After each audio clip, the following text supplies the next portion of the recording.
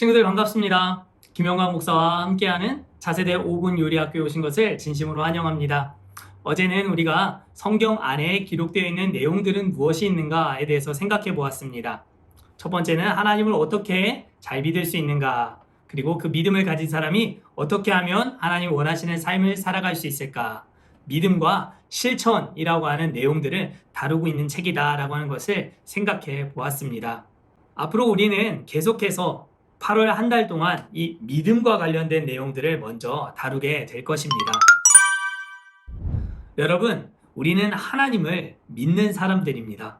그렇기 때문에 우리는 하나님이 어떤 분이신가 하는 것에 관심을 갖고 살아야 하는 사람들이에요.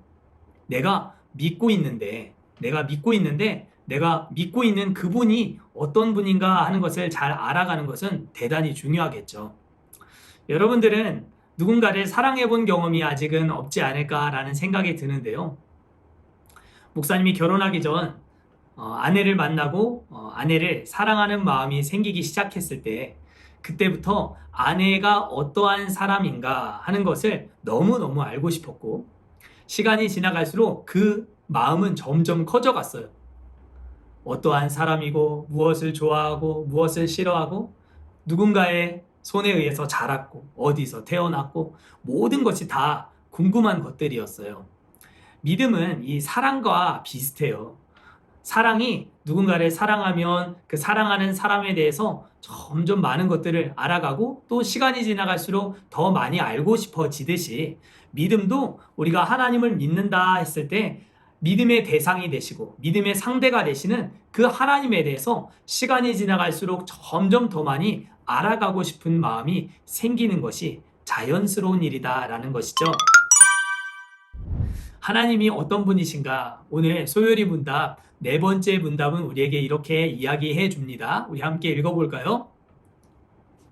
하나님은 어떤 분이신가? 하나님은 영이신데 그분의 존재와 지혜와 권능과 거룩과 공의와 선하심과 진실하심이 무한하며 영원하고 변함이 없습니다. 여러분들, 하나님의 특징에 대해서 성경이 여러 가지로 이야기를 하고 있다라고 해요. 우리가 그것을 다 알 수는 없겠지만 이 시간 우리 이 세 가지는 좀 잘 기억을 했으면 좋겠어요. 하나님은 첫 번째 영이시다, 이렇게 이야기를 합니다. 하나님이 영이시다. 이것이 무슨 의미일까요?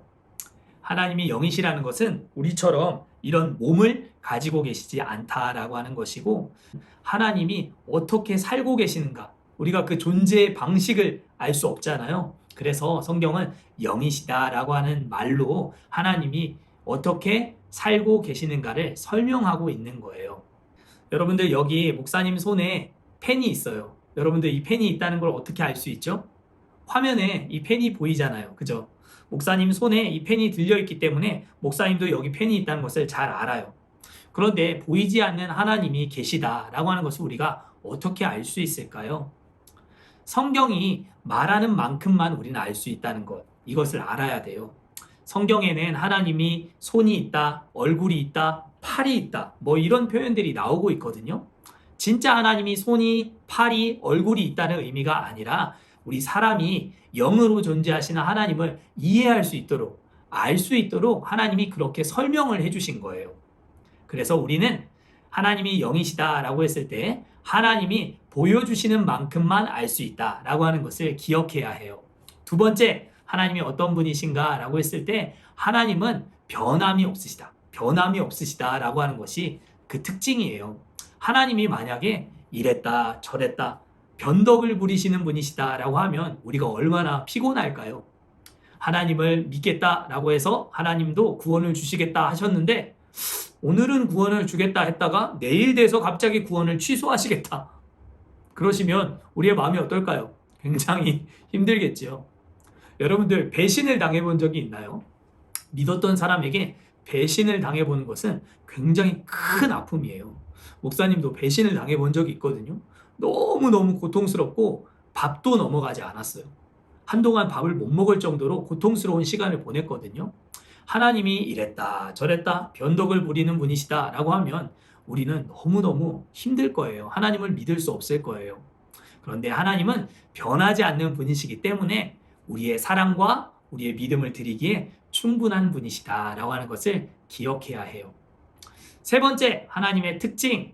하나님은 어디에나 계신다. 그렇게 우리가 정리할 수 있어요.